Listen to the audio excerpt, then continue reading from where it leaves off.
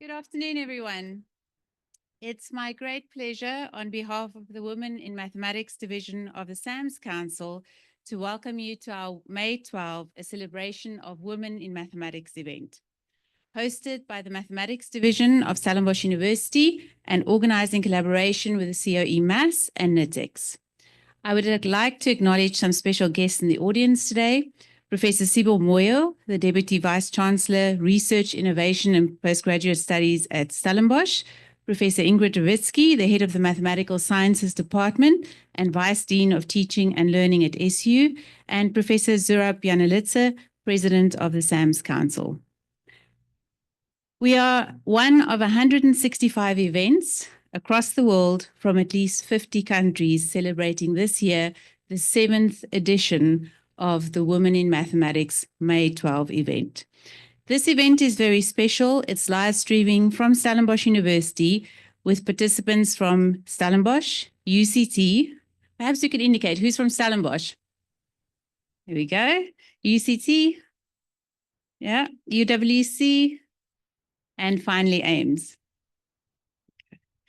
All right, we would like to welcome our in-person sites and ask them to turn on their cameras, which they've done, and perhaps they could wave when I refer to each of them. We have Wits. There we go. That's Eunice and the group there, including Unisa, UP, and UJ. We've got KZN, which is Serene. You guys wave. There we go. Awesome, thank you. Rhodes University. There we go. Catherine. Awesome. And then we're very excited to welcome Saul Plaatje University, who were unable to join us last year, but are online this year. So we're very excited to have them. I'm not sure if their camera's on. Okay, but they're online as well.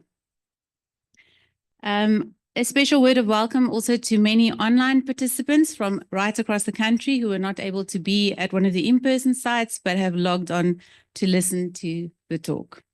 I would now like to call on Professor Revitsky to say a short word of welcome before we get going.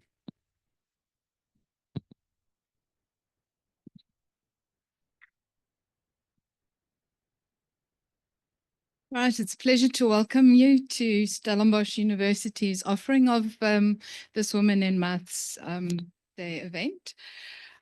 So I'd like to just say all women in South Africa, whether you're from South Africa or from beyond, we're celebrating you today for making a contribution to maths, whether it is through your creativity and originality in your research, and or through your inspiring and transformative approach to teaching. So today, sometime during all your busyness, just take a moment to reflect and celebrate being the unique person you are and the contributions that you are making.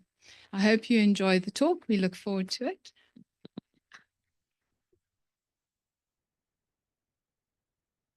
So you may be wondering why May 12 and why do events like this matter?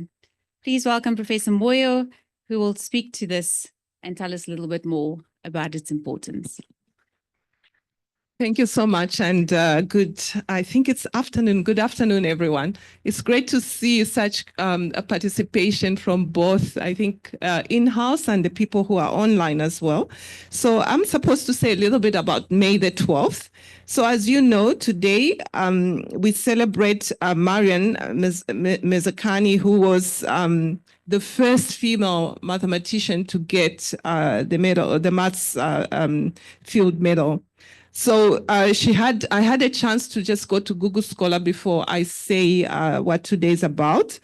She had, from the citations, she had about 2,918 citations with an H index of 21. So if you go to Google Scholar. So what's important to say is that the Fields Medal, for those of you, how many of you have heard of the Fields Medal? Just raise your hand if you have. Very few. But you should actually read about it if you want to win it, right? So that you have an idea. So the Fields Medal is a prestigious award, often considered, it's similar like to the Nobel Prize, right? In mathematics. It's awarded to mathematicians under the age of 40 years of age. And this is done every 4 years at the International Congress of Mathematicians. It recognizes outstanding mathematical achievements and also looks at, sorry, my speech is just running away from me. And also looks at, of course, the future promise that a person has in that field. The South African Mathematical Society's Women in Mathematics Association, which is the division of the part of the South African Mathematical Society, is hosting this event, but together with the department, the division for mathematics based here at Stellenbosch University. So I want to just thank the head of department, Professor Ingrid Rewitsky, with her team for hosting us here. And together, of course, with the AIMS team. I mean, Professor Karen Howell is also an associate of the university, but she's also based at AIMS. And then again about the 12th. So on the 12th, we celebrate with the mathematical community. We celebrate women in mathematics and their contribution. And this takes place every year all around the world. And I think Karen just told us about how many people are participating globally. So we are joining that group. So today really is chosen since it's the birthday of Maryam Mirzakhani's birth. And she's the first woman, as I said, who got this. She was Iranian, for those of you who may not know.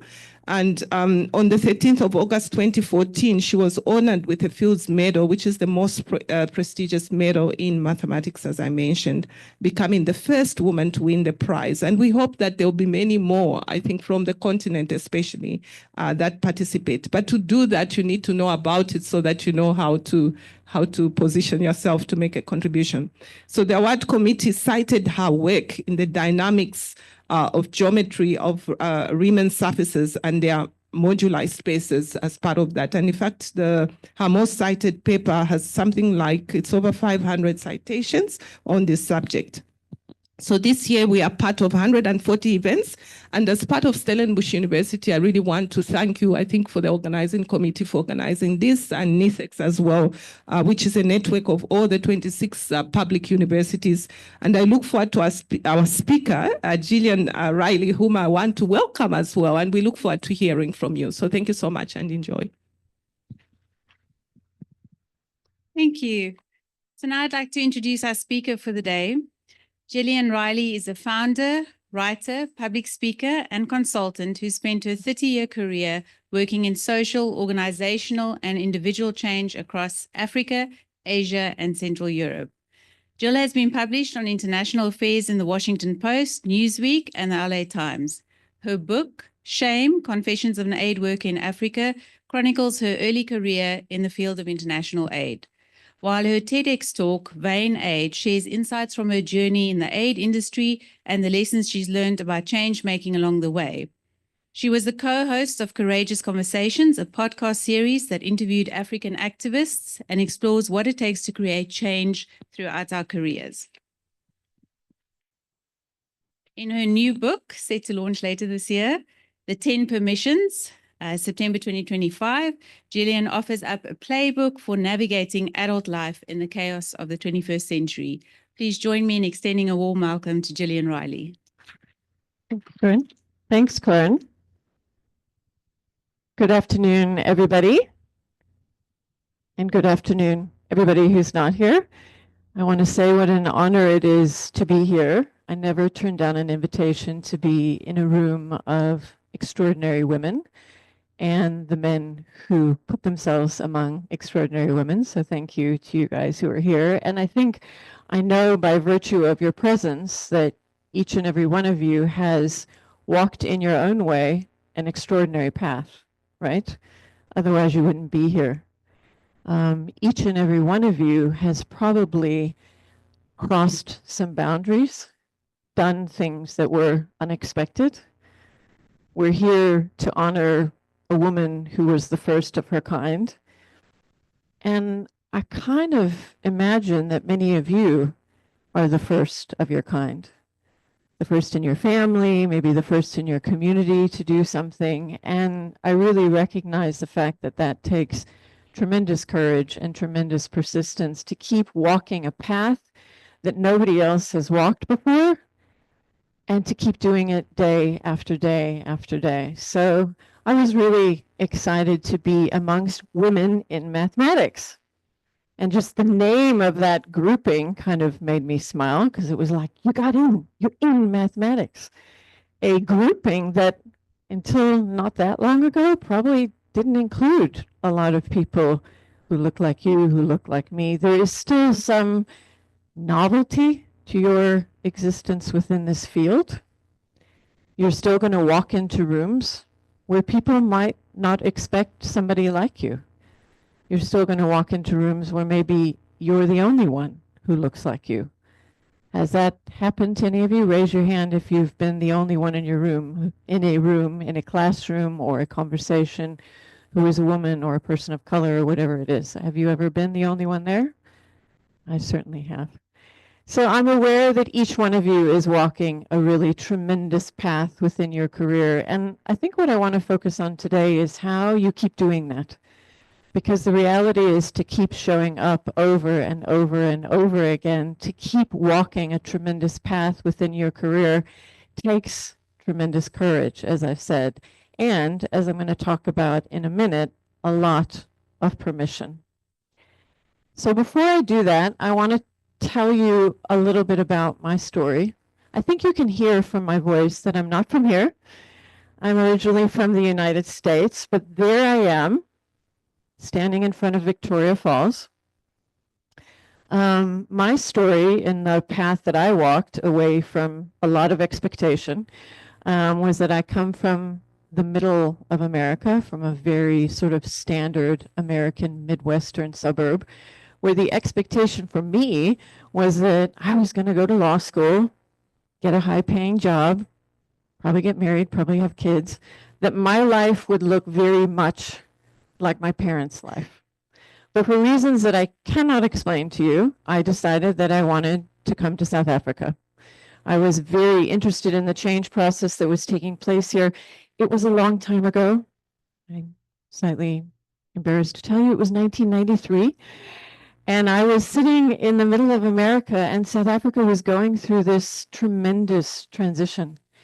And for this young woman looking at it from a distance, I thought, I want to be there. I want to find out what it's like to try to navigate this unbelievably profound social transformation. Is it possible? Can a country make itself new again? I didn't know, but I knew I wanted to show up. And I did.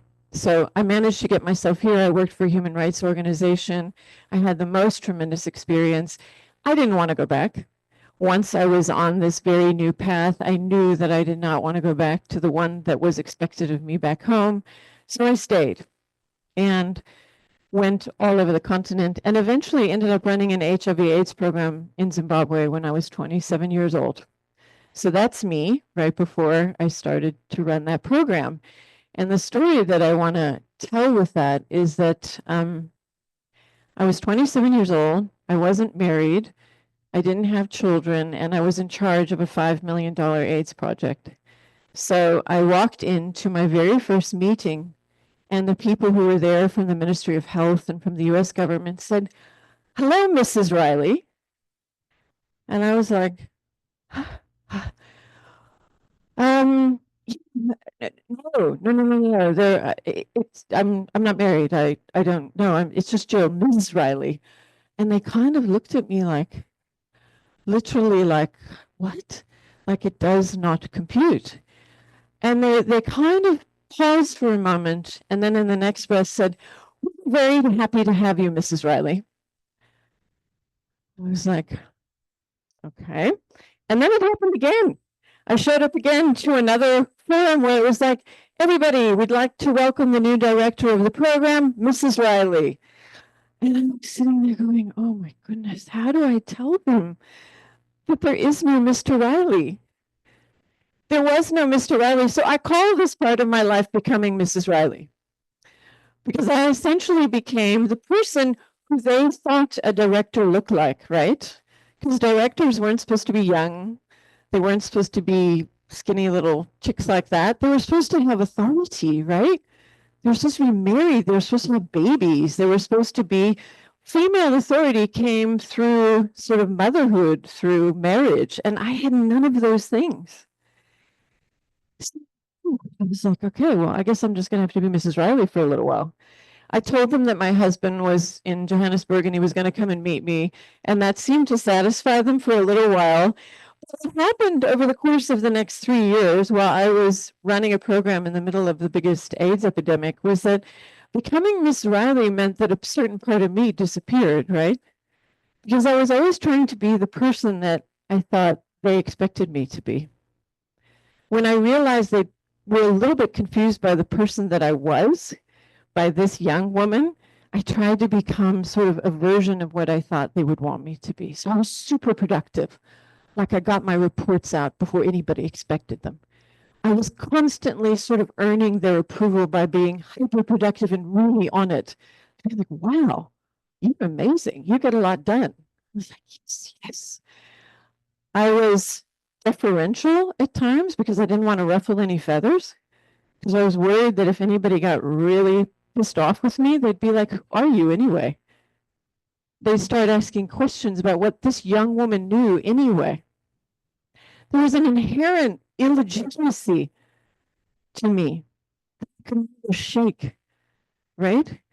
And so what happened was that when things started to go a little wrong there, when things happened that I didn't agree with, I had lost my voice, Jill's voice, and I only had Mrs. Reilly's voice.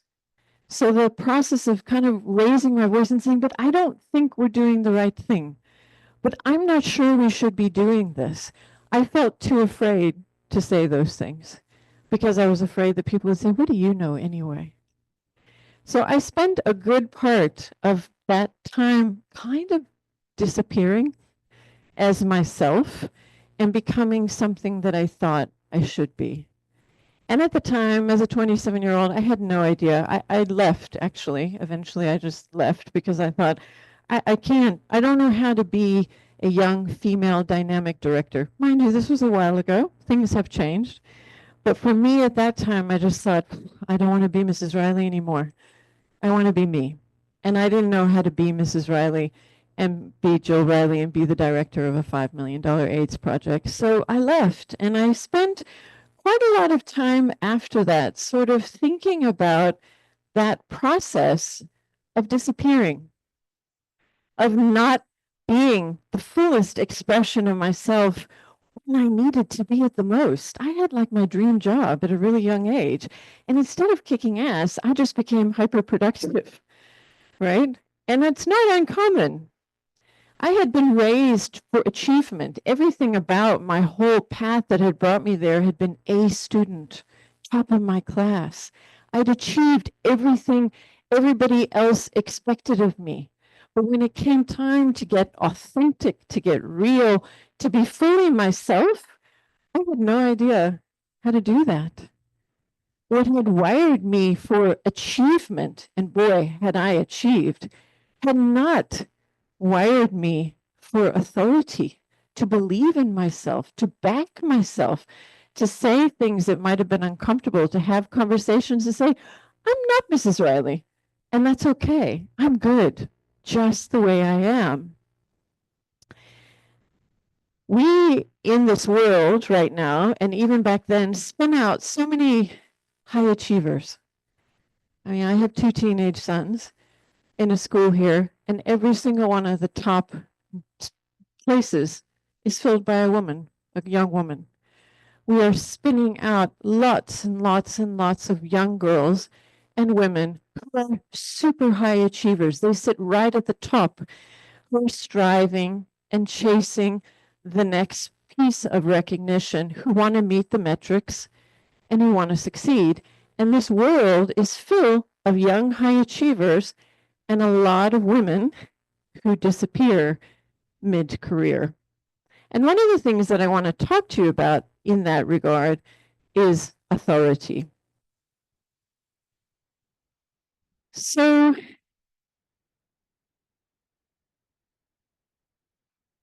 this book has been incredibly impactful for me, mostly because I recognize myself in it, mostly because I could see that there was a point at which I felt like I was always having to prove myself. And in the process of having to prove myself, I could never fully be myself. This idea that there's a gap in which stepping into it, you become the fullest expression of yourself, is the space in which you start to stand out. The world turns on women doing, on huge amounts of capability, right? It is not your capability and your competence that's the issue, it's your visibility, your uniqueness, your voice, your authority. That's the transgressive part. And so a lot of us put our heads down and work harder and harder and harder to meet the metrics of institutions that we think will reward us for our hard work. And we believe that our productivity and our loyalty will get us the recognition that we deserve. But for a lot of women, there's this constant process of navigating a space of being accepted. And it's not just once, it's over and over. It's every time that you enter a room, or every time you have a conversation or a salary negotiation, or something where you demand the recognition of your authority. You are allowed to operate in a narrow space that I call the not too little, not too much space, right? You have to be assertive, but not too much. You have to know what you're doing, but not too much, right? You have to have a loud voice, but not too much.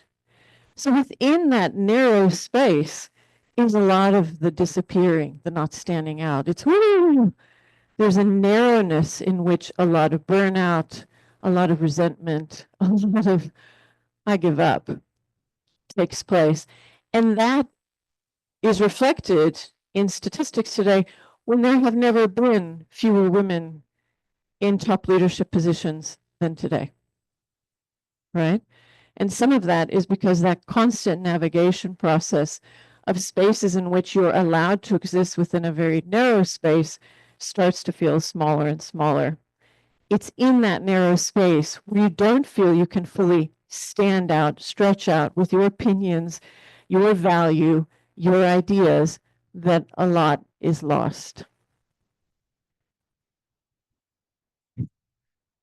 So permission is why I'm here. And I know greatness might sound a little lofty to you. You might be like, look, I'm not going for greatness here. I'm just trying to create a career. But greatness is obviously relative. And I think every single one of us at some point in our life wants to do great things.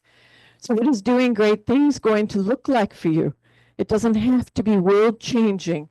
It can just be your world changing. It can just be greatest reflection of your capability and your ability to bring that to bear.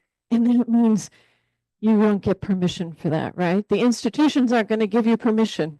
You've got to give it to yourself to say, I'm going to have the tough conversations, or I'm going to share my craziest idea. I'm going to push, or I'm going to step back.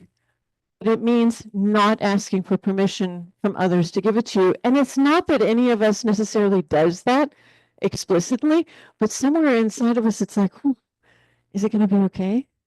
Am I allowed to say this? Am I allowed to be this? What happens if I stand in front of this room and I am myself? That act of self-permission is such a critical part of you standing out to make your fullest contribution, whatever that might be.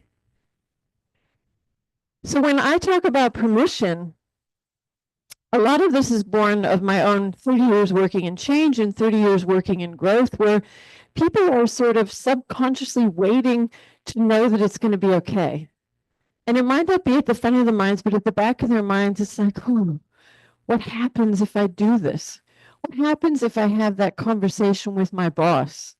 What happens if I put that idea in for that paper? They're afraid they're not allowed. There's this kind of unconscious self-limiting that keeps people from stepping into new spaces, desirable spaces. So they hold back, they hesitate. They might never do it at all. And it's not because they're saying, I will do that when my boss tells me it's okay. They're just unconsciously wired to say, I have to make sure that I'll be allowed to before I even act. When I talk about self-permission, it's this conversation you have with yourself where you kind of authorize yourself, right? You activate your own agency. It's not hesitant and uncertain. It's saying, yeah, by virtue of who I am and where I am in my learning journey, in my career, I am authorized to act. And one of my favorite words, and it's all over my book, is your agency. So your agency is your gold. And you can't hand it over to anybody else. It's you driving your career. It's you making decisions. You can't change the narrative that preceded you, but you can change your own narrative. And that's kind of why we're here today, because one woman kept driving her narrative to greatness. And I think the invitation to all of you is to do the same in your very own way. So when you activate your agency, you take conscious decisions, you're driving your own path, it allows you to step into your own authority, to take decisions, to take risks, to back yourself, to stretch yourself, to be yourself, right? And for every single one of us, that is a constant conversation with self, because we have been shaped and molded to be the best possible people, producers, students, everybody who's here. You must be a pretty darn good student in order to be sitting here, right? And that rewards you for all your hard work. And if you marry that with your own authority and agency, where could you take your career? Where could you take your work? Where could you take your contribution to the field? I think the mistake a lot of us have made is to continue to believe that if we work extra hard, we will be rewarded. And a lot of women of my age will tell you that you won't. The belief that if you exchange your labor to an institution for their acceptance, that eventually you'll get what you deserve, you might not, or you might. What you have to do is own the fact that this is your journey that you're walking, right? And you have to own the fact that you can drive it and you can direct it in any direction that you want and not give it away to an institution to tell you who you can be or to tell you how far you can go.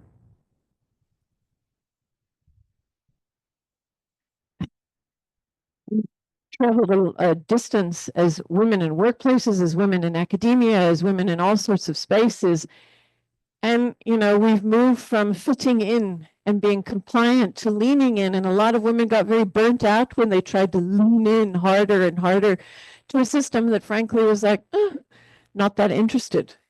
So now the invitation is to stand out, not as a sort of F you to a system, but yay me. I'm ready. I want to go. I want to decide what I want and where I'm going to take it. And guess what? It's not a zero-sum game either. I don't know if you guys remember this from the Olympics, but it was such a beautiful moment of three women recognizing each other, because the other thing is that there've always only been limited spaces, right? One woman is allowed into this club. There's only 2 seats for women at the table. So it becomes a sort of fight. And it doesn't have to be, and it isn't anymore. So the whole narrative that if you secure your place in management or in the department or whatever, you've got to protect it.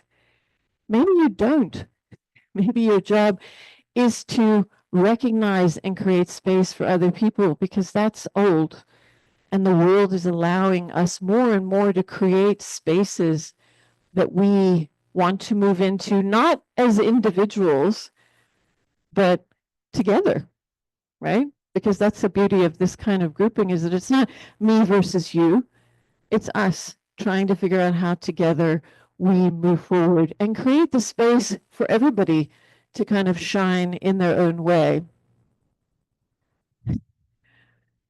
Nobody's going to give you the invitation to do that. Nobody's going to say, hey, hi, I'm here to help you stand out. How do you do that? And even if they do, by the way, it's all up to you. I mean, I had a big fat job at a very young age and I shrunk in the face of it. So even if you get the opportunity, it's up to you every single day to decide, how am I going to show up to this? What am I going to do with this?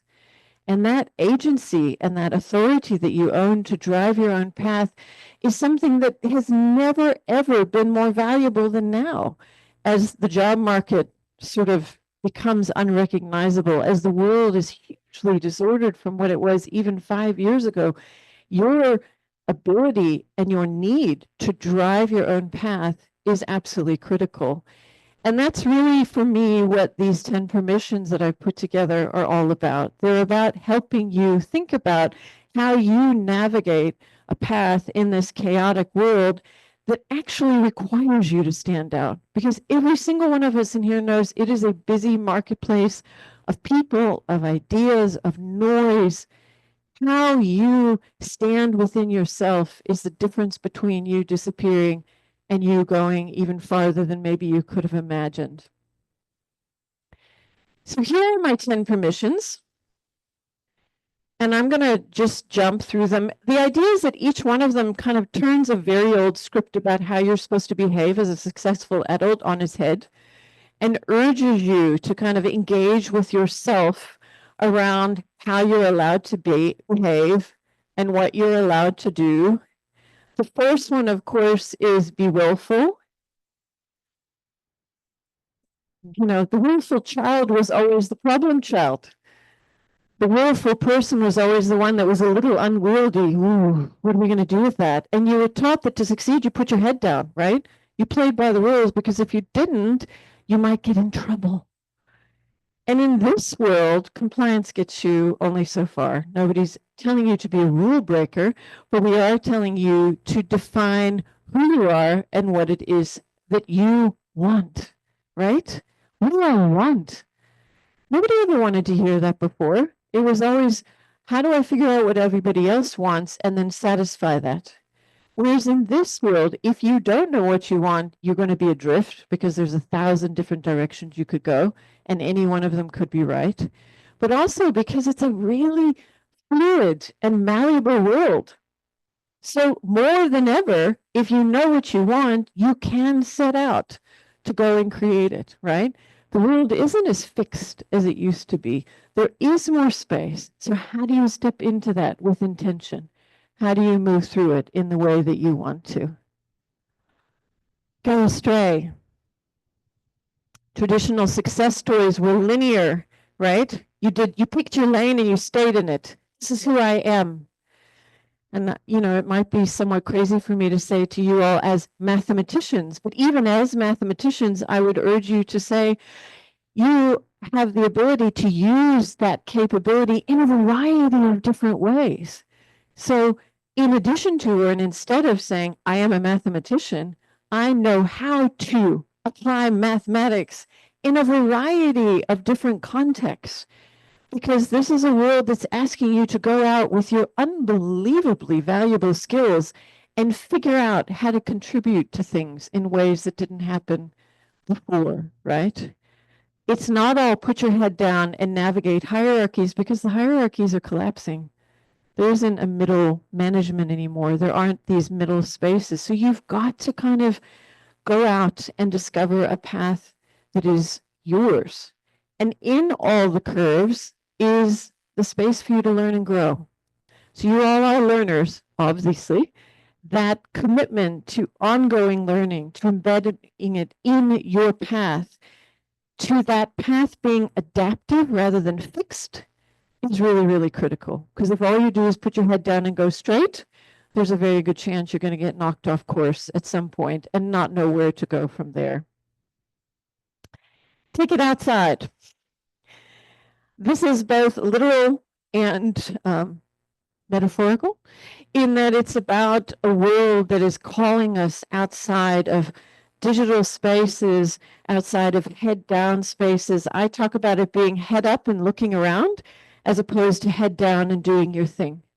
The more that you can be aware of what's happening out there and not just sort of narrow and siloed, the more you're going to be able to kind of create that path and stand out. It's also an invitation to not get into a bubble, to keep breaking out of it. We're finding over the last decade the dangers of people getting into their own bubbles and not being prepared to engage with something other, with something unfamiliar. Experiment. I mean, I guess as academics, this is something that you probably do to some extent. You know, in the past, the more you moved into your adult life and the more you got into your career, the less you were encouraged to take risks, to try new things, right? And especially people who spend a lot of time learning and then get into jobs or institutions where they feel like then they've got to protect what they've earned. So they're very risk averse. And that's where some of the disappearing act comes as well, because you're trying so hard to hold on to the known and the status quo that you lose your ability to try new things. You don't have to bet your house, but you can continually try out different things that not only expand your capabilities, but keep you ready to change and adapt and grow as you need to. Feel your way. Might not land with mathematicians, but intuition, instinct, the ability to find your way through things. I think we were just having a conversation about not knowing what next year looks like, not knowing what 2 years from now looks like. People my age had a 5-year plan. You don't even know what 5 years from now looks like. You cannot know. Things are moving at such a pace that if you think you're going to be able to figure everything out and write everything down, and if you can't, it's a problem, you're going to spend a lot of time feeling very insecure. Start to listen in as much as you look around.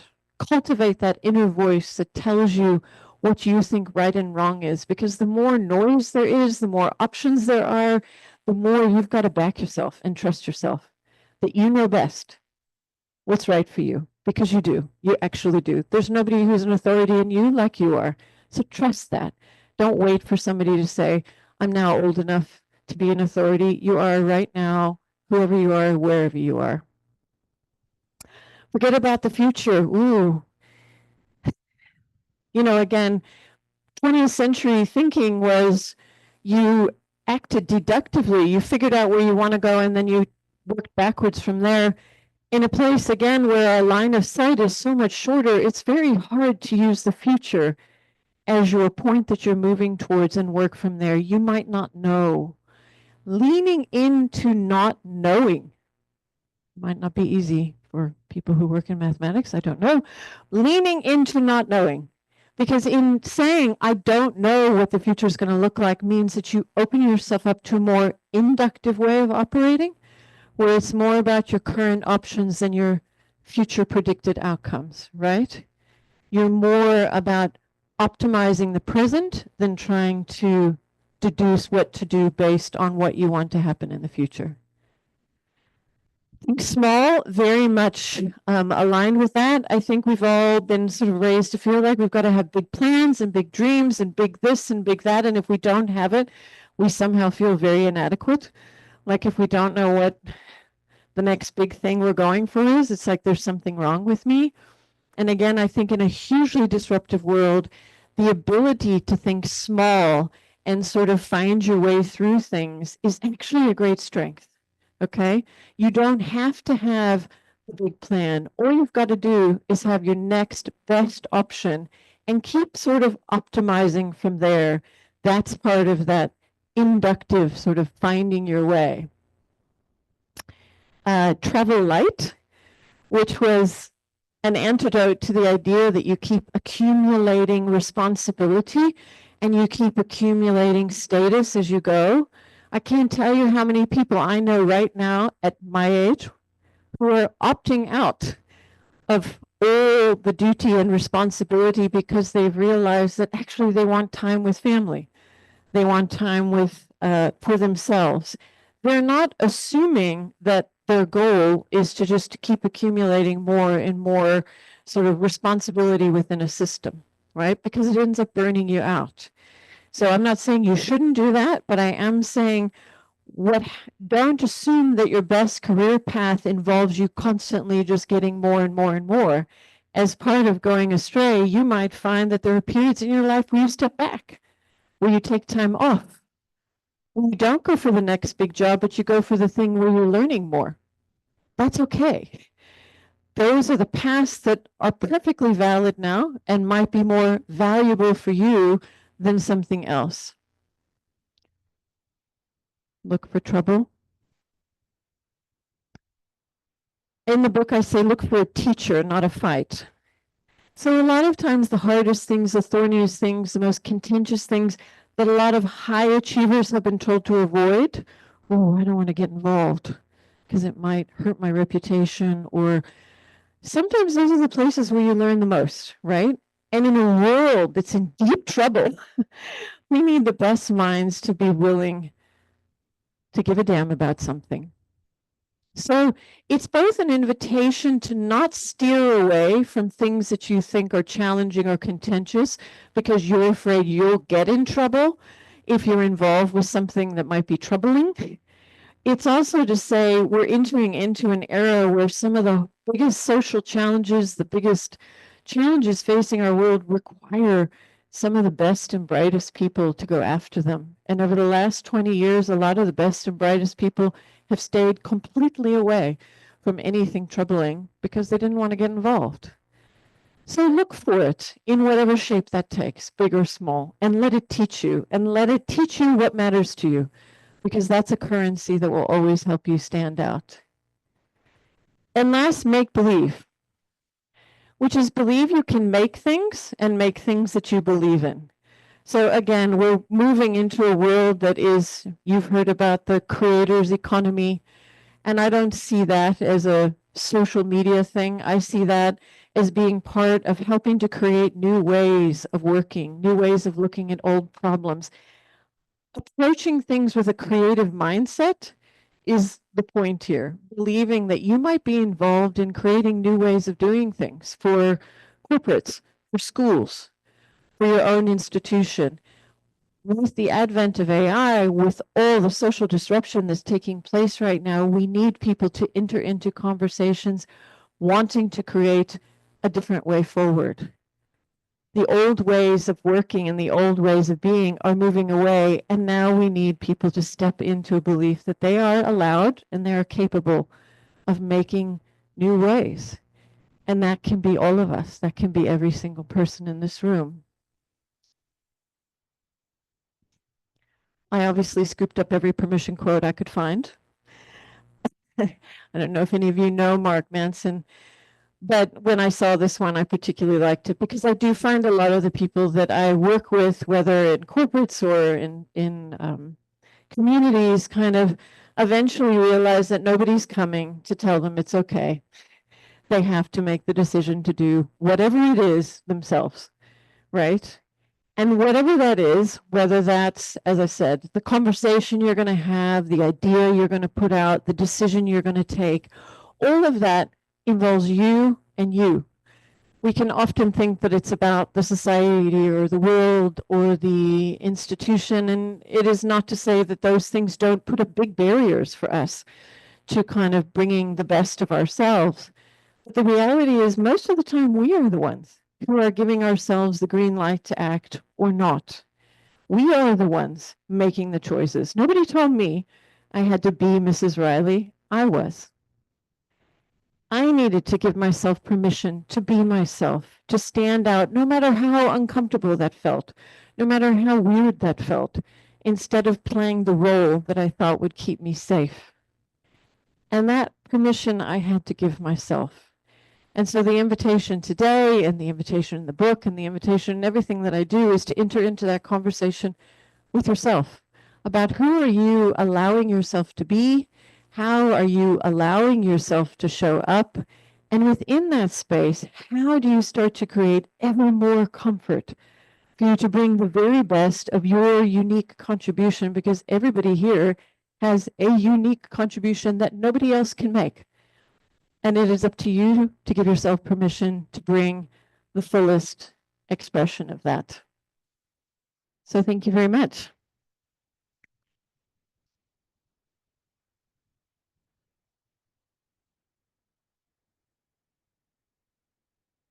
Great. So now we have some time for question and answer. Jill? Yeah. Yes, maybe we can start in the room. And Renee, I don't know if you can alert us to any questions online as well. Great. So any questions in the room? Can I get the microphone?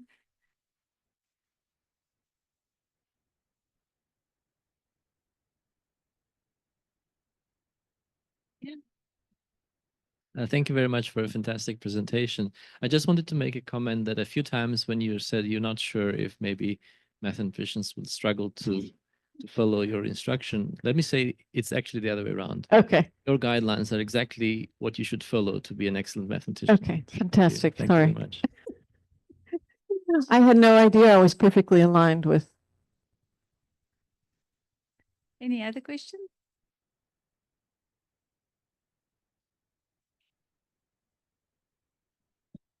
Thank you so much for the presentation. Very interesting. So I just wanted to ask, so from your experience, and I think now that you're a parent and with so many things that one has to do, how do you get yourself to say no when you should? I think so. Yeah. So maybe if you can explain that part for us. Through your journey. Yeah. I mean, I think in the book I talk a little bit about that. For me falls under permission 1, which is be willful. And that's yes and no are the expressions of our will. Yes, I want. No, I don't want. And there's so many of us who learned at a very early age to override, to not listen to always look outwards first, to kind of, oh, what do they want me to do? And then I'll act accordingly. That getting back in touch with your own want of, yes, I want to do that. No, I don't want to do that. And I feel allowed to say that, I think is the critical work of, coming into yourself. I suggest starting with really small things, right? Don't start with the big stuff. So a lot of people are very uncomfortable saying yes or no, and then they go into a high stakes situation and suddenly want to pull out their no. And it's like, actually, you need to practice. I talk about, practicing it on like daily choices, like stupid stuff where it's low stakes. And you literally just get used to hearing yourself say it, feeling it, and getting back in touch with, no, actually, I don't want that, right? So maybe it's just, do you want to go for a walk? And instead of going, oh, okay, it's like, no, I don't want to. And the outcome of that is not going to be that serious, but the more that you practice on the low stakes stuff, the easier it is then to kind of bring that to bear in situations that are ever more important for you. And start just with yourself, even by really switching on your own. Again, I talk about it in terms of food, something stupid. Like, do I want that? Do I really want that? It's always an internal conversation first, right? We often try to go out and have big conversations and important conversations before we've ever had a conversation with ourselves. So I think start with yourself, start with really activating your attention to the choices that you're making and learning kind of what yes and no feels like for you. Thank you very much. So one of the reasons I was asking is that so we get a lot of the mentorship groups where there's a lot of burnout, especially amongst academia, people in academics. I don't know how it is in the corporate world. So there's a very fast pace of getting things done. So yeah, so it's just how to manage that. So people who are very, very bright, talented, but the burnout in terms of other things as well. Yeah, I mean, the story is that you have to say yes to everything, or else, again, you'll get in trouble or you'll be judged or people won't think you're good enough. And a lot of times that's a projected story that you have in your head of what the outcome is going to be if you say no. And the only way to find out is to start to say it again in some of the ways that maybe you feel like you have a little more control over, where the no won't be potentially met with as much of a pushback as not. But I think it's part of that story where, I have to do more and more and more.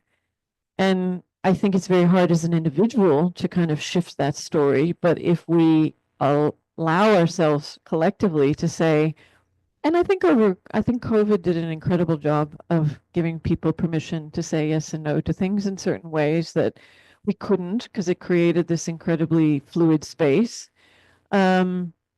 I think you've got to practice, and I think we have to work together to collectively change a narrative that the only way to achieve is by saying yes to everything. As you say, the rate of burnout is telling us that it's not an effective strategy for helping people thrive.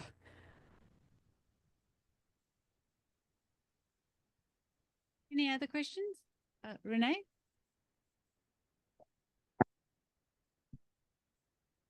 Hi, everybody. Thank you for the great speech.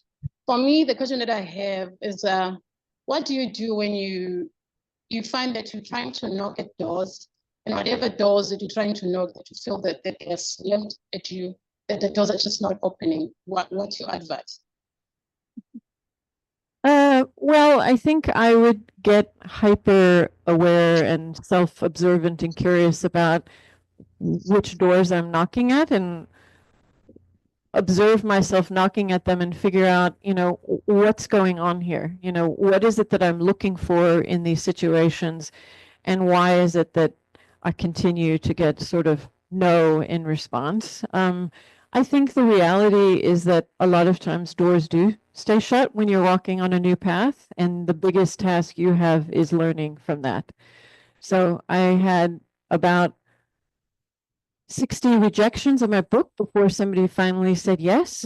And it wasn't that there was a problem with the book per se, but one of the things that I talk about in the book is finding the right fit. So instead of knocking on that door saying, do you want me? Do you want me? Do you want me? Will you accept me? Will you let me in? Say, is this the right fit? Is this the place that I'm supposed to be? So when you get no back, it's not, oh, I'm worthless and I don't have any value. It's okay, obviously that wasn't the right fit for me. Now, if it happens 100 times and the feedback that you're getting from those people is that whatever you're offering isn't of value in the way that you think it was, then maybe you need to adapt your offer. But otherwise, I think moving out into this world where there's so many doors to knock on, you can't go knocking on them looking for your acceptance there. You have to go knocking on them looking for the right situation for you. And if it hasn't opened, then it's not the right situation for you. And learn from it, adapt as you need to, but also don't take it as a verdict on your own value. Okay, thank you. I think, did you want to?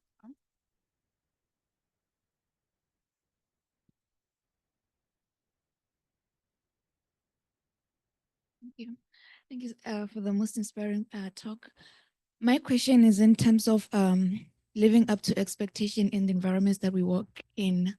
So for most of us, we had to become, we're facing like stages of becoming Mrs. Reilly more than like a lot of them. So you had to become a perfect daughter, you had to become this, you had to become this. So it's like they piled up. So they say that all habits die hard, right? And then sometimes you work in an environment and then you finally feel the agency for you to finally say, you know what, let me be myself. But then it's not that easy. So my question is like, what kind of advice would you give to a person who has had those stages and then it's kind of harder for them to get out of those? Yeah, and I think that's everybody. I mean, in the book I talk about, we reward compliance in children, and we raise children to necessarily be permission seekers, right? I mean, you come into adulthood having never necessarily been explicitly told to start to own your own authority. So it's not that you necessarily are sitting waiting for somebody to grant you approval as an adult, but you're still wired to go looking for it, to want to hear it, to worry about what might happen if you don't get it. So, I talk about it's not that you even cross lines, you never go near them, especially if you're a high achiever, because your whole life was spent trying to figure out how to meet the expectations of systems that you wanted to satisfy. So of course it's not easy, right? And I personally, and part of my work is to try to work with young adults to more intentionally make that transition, because this is a world that if you sit around waiting for somebody to tell you that it's okay, you're going to be waiting a really long time. Or you're going to have 50 people tell you 50 different things are okay. You have got to look into yourself, right? And start to actively cultivate that. Part of my book is that you get a workbook where I start to talk about just managing your days, right? getting super explicit about small things, because that agency comes to life in small choices. A lot of us are totally unconscious to how we're managing our days, and then we want to walk in and have big fat conversations with, our colleagues or our bosses. It's like you can't do that. I describe it as kind of trying to take a high jump from standing still. You wander around not knowing, what do I want? What choices am I making? How am I driving my days? Then helps me to think about how I can show up more fully to my life. So my advice for all of us, because this is the work of being an adult, is to kind of get a little bit more granular. Don't look out and say, oh my gosh, I'm not where I think I should be in my life. Kind of pull your locus of control tighter around smaller things that you can start to light up some of the capabilities that you need for bigger decisions in bigger stages. There's a great quote of how you live your days is how you live your life.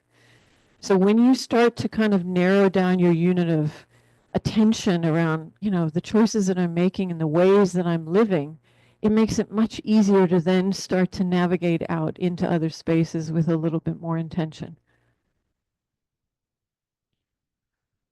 Great, thank you. So maybe one last question at Wit.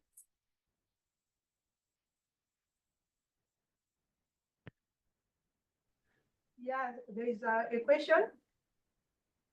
Can you hear us, Karin? Mm-hmm. Yes, we can. Just yeah. Thank you very much. Since we are in a male-dominated industry, how do you handle this situation? You raise a fact, the fact got rejected. The other gender reiterates what you said. Now the whole house clap hands. It doesn't happen once or twice, but more than. And these are the people that you are working with. How do you handle the situation? Right. How do you handle the situation of being in a male? Yeah, I mean, that's the subtext to everything here, right? That's where I started. You are kind of allowed into what has historically been a boys' club. You got in, now you're here. And obviously what I'm saying is that the danger is that you spend your entire careers mediating your behavior in order to continually gain acceptance. So in some ways, you've got to kind of, first of all, name that, I think, work together, which is why I think this is so important. It's very hard to do all this on your own and very lonely when you feel like it's you against a bigger story.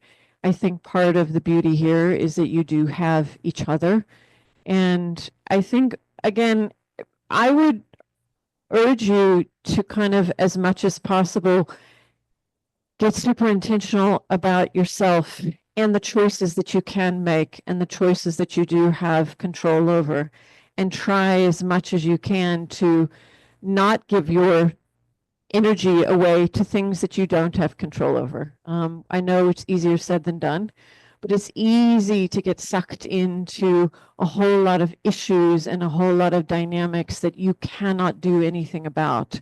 I think it's important to come into the things where you do have influence, where you do have power, to find your network, to find your allies, and to know that you have choices and you have options, that you're not required to stay in places that don't work for you for too long. We've had similar conversations about the point that comes where that path of going astray might lead you somewhere other than where you are because you decide that it doesn't work for you anymore. So I think, the beauty of this kind of gathering is that you do have the opportunity to have real conversations with each other about whatever it is that you're facing, and work together to kind of, within the sphere of your own power and your own influence, to create that space and to carve that path for yourself, but also collectively. Thank you. So I think we're going to have to close the session. I just want to put this down. Okay, so in closing this very special celebration, I would like to thank the following people. Firstly, the organizing committee and the Women in Mathematics Committee, Prof. Eunice Mapaka Banda, Dr. Serene Ratzelal, Professor Paran Pillay, Dr. Bridget Simalani, Dr. Vivian Visaya, Dr. Catherine McLean, Dr. Meenakshi Devi, Dr. Belinda Huntley, and Dr. Sarah Selkirk, who continues to support us, although she's across the sea. Professor Zurab Yanalitsa, the president of the SAMS Council, for his support of the division and all its activities. Renee Kotze from NITEX and Casey Sparks from COE Mass for their assistance in making all the arrangements. And we are very grateful for financial support from NITEX, COE Mass, and the Stellenbosch Mathematics Division to make today possible. Finally, thank you to Stellenbosch University for hosting this event and Professor Ravitsky and Moyo for being here with us. Thank you, everyone. I'd like to ask you just to stay for a moment so we can take one group photo. We'd like to ask each venue to take a photo and then we'll put them in the collage and upload them on the May 12 website to commemorate this great opportunity. Thank you, Jill, for a lovely talk and for engaging with us. We look forward to the book. We hope that we'll see copies floating around here very soon.